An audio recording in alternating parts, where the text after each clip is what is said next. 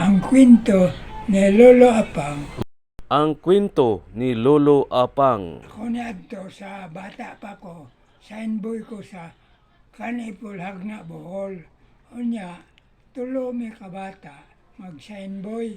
Unya kay di man mo sugotong duha kay tapulan man sila mag-signboy.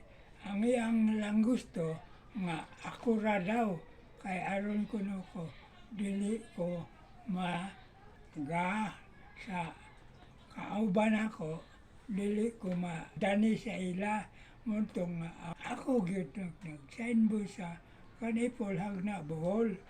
Ang akong trabaho adto ko sa barko kana may barko mudunggo sa among lungsod sa Hagna. Dito ko manglimpya butas, manglimpyo lagi mga sapatos sa mga tao.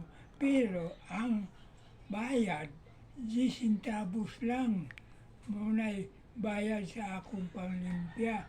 Muto'y akong hingaan sa akong inahan para makabugas me. Mutong na ingos nanay.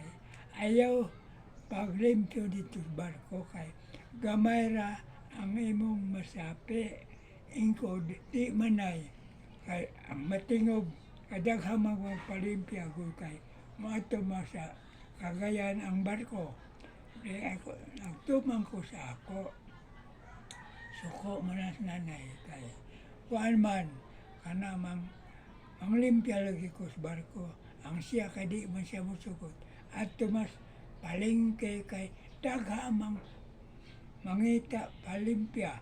Unya mo tong akong giingnan akong igagaw magtagsa nga si Tonyo o si Kayong.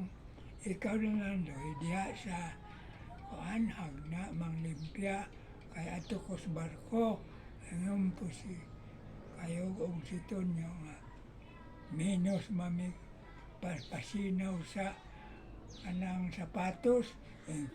Ako bitagang giingnan kanang biton atong lutoon.